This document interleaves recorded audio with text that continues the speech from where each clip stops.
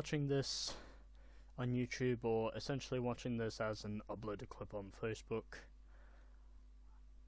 I am Jordan Mustang 87, and notably overall, as you can probably see here, as I'm trying to skip past the demo there.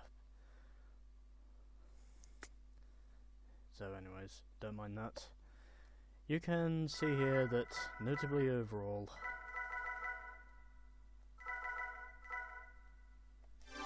we are now officially playing the notable successor to GT1, and well, with this game in comparison, and I'm just going through my options, pretty much showing all of you that I'm already set up, as of which that's probably all you need to see, and already done the analog settings as well, because well, yeah.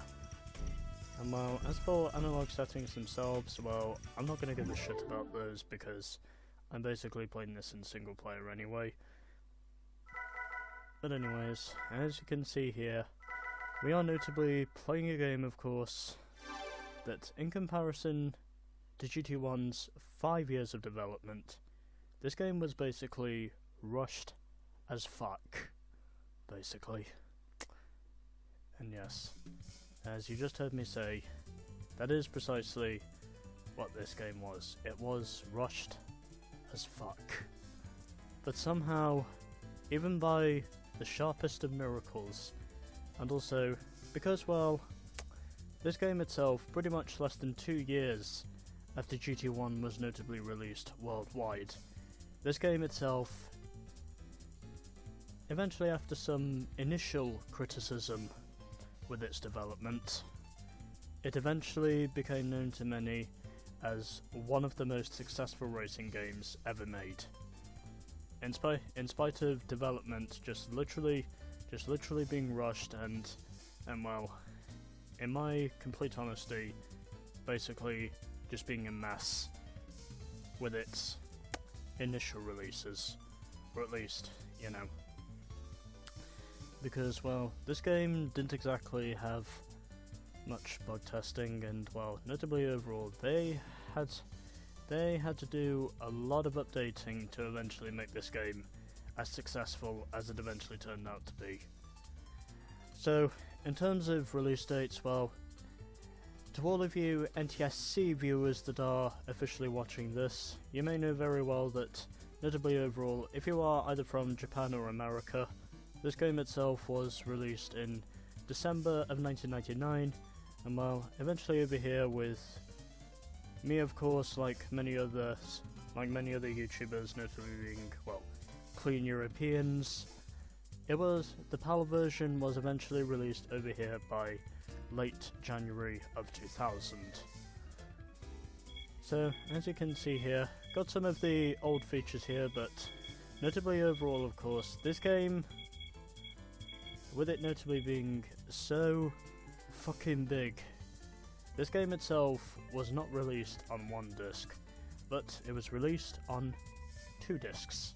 And as you can see here, to anyone who has notably experienced GT2 before, I'm quite clearly on the simulation mode disc, but there is also an arcade mode disc as well.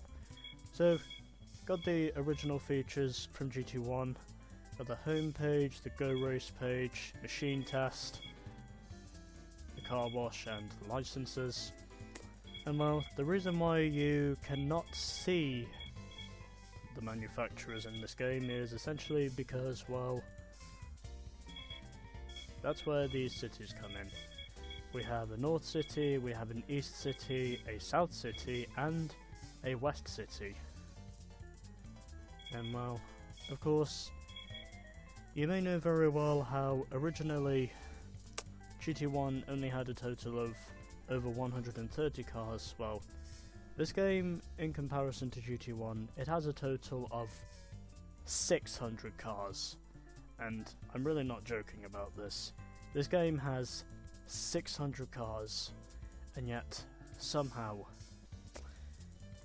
in spite of it just literally being just horrible development timing infrastructure, somehow, eventually after some re-releases, it eventually became, and also eventually after some initial criticism as well as also some updated copies and re-released copies of this game, it notably became regarded by many as one of the most successful racing games ever made. So we've also got some new features here as well, because as you can see here we've got the wheel shop, which is a nice little feature, North City, East City, South City and West City, and well, I'm going to take you through each of these. So, you may know very well how in GT1 there was only really American, British and Japanese manufacturers. Well, this game itself notably has the addition essentially of French, German and Italian car manufacturers, because as you can see here, there is a lot more manufacturers in this game than there was in GT1.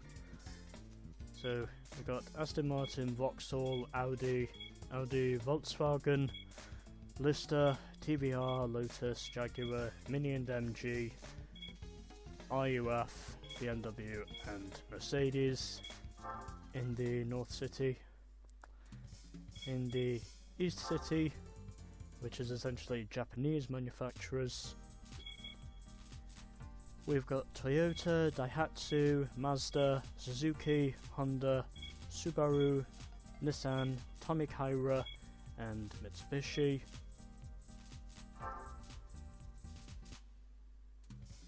In the South City, which is essentially American car manufacturers,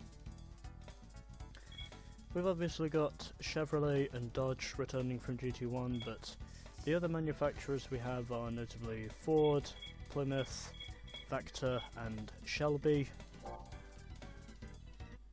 And of course, in the West City, we have the French and Italian manufacturers, which are notably Alfa Romeo, Citroën, Fiat, Lancia, Peugeot, Renault and Venturi.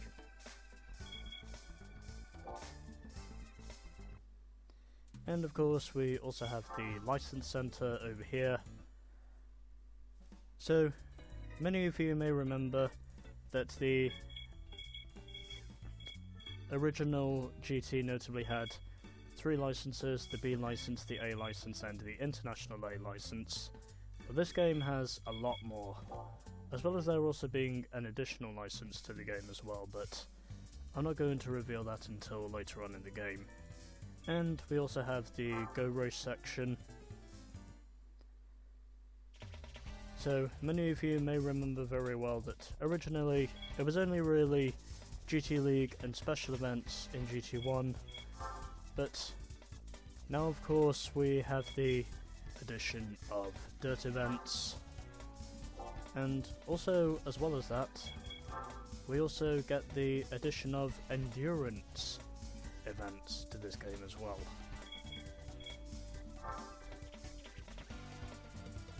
And well, notably overall of course, this game, as I'm basically just showing off all of the events,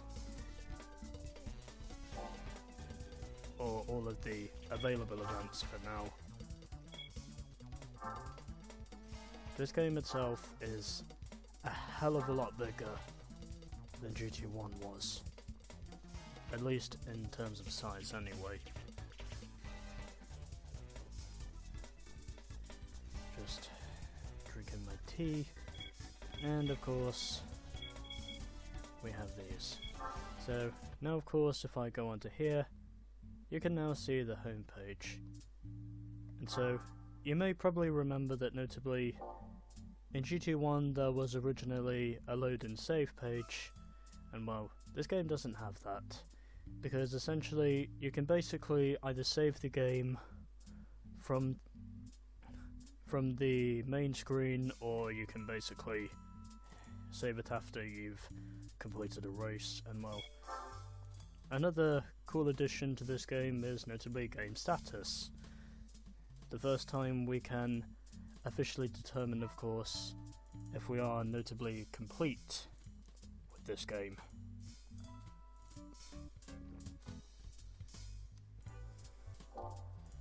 And so I think I've simplified everything you probably need to know about this game, and well, the rest of it I will probably show off during the gameplay. And anyways, so you know, if you are interested, then you probably know precisely where the subscribe button is if you want to show your support to essentially a clean European like myself, and well, notably overall of course. This is my introduction to Gran Turismo 2. And so, overall, I think I've simplified it enough to officially show you what I will probably be doing next, but well, there of course is my intro to GT2. Boy, is this one hell of a game. Because in the end of the day, this game itself notably became the third best selling game to be released on the PS1 in the end of the day.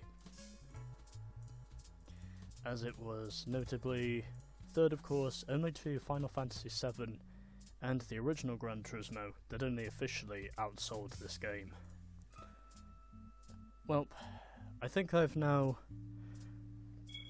showed off everything I need to show off, as we also get these licensor credits to essentially show off pretty much all the credits for the manufacturers. Just figured I'd show this off. And there's also the songs in this game as well. But anyways, so that's my introduction to Gran Turismo 2. And so next up will officially be the start of the game with the only event, or only complete event, we do not need a license for. And so with that, stay tuned for the start of Gran Turismo 2.